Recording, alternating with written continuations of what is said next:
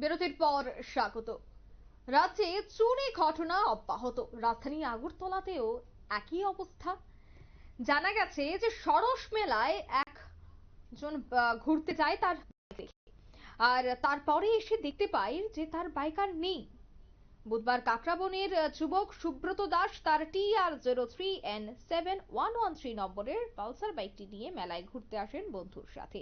কিছুক্ষণ পরে সে বেরিয়ে দেখতে পায় তার সেই শখের বাইক আর নেই।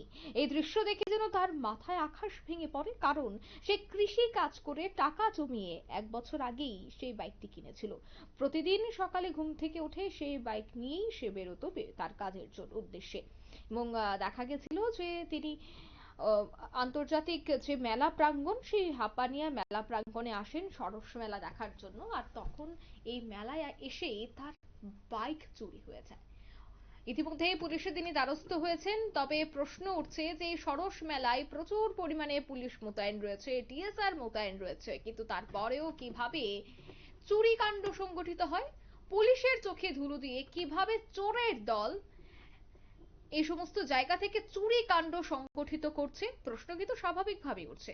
তবে এই বাইক মালিকের কি বক্তব্য শোনাচ্ছি। কি মেলা? হাপানিয়া সরস মেলা।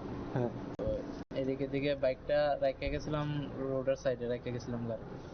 তো 9:15টার সময় আমরা যখন মেলা দেখে বাইরে দিকে বাইকটা নাই, Pulsar 150 black and blue colour.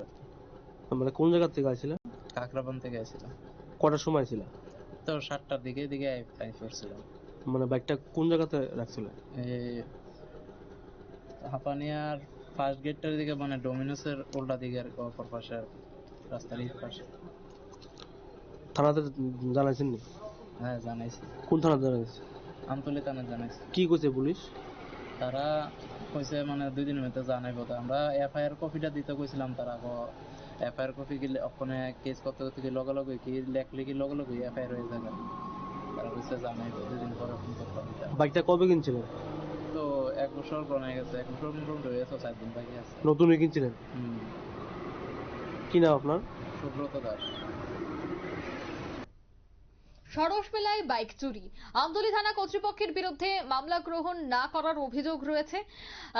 ইতিমধ্যেই পুলিশের ভূমিকা নিয়ে রীতিমতো তিনি ক্ষোভ উগরে দিলেন। মেলায় এসে বাইক খোয়ালেন এই যুবক, তবে পুলিশ কি তার সেই বাইক ফিরিয়ে আনতে পারবে, প্রশ্ন কিন্তু এবার উঠতে শুরু করেছে। কারণ তার যে অভিযোগ যে সে থানায় তার অভিযোগ জানাতে গেলেও পুলিশ থেকে কোনো ধরনের সদুত্তর বা আশ্বাস সে পায়নি।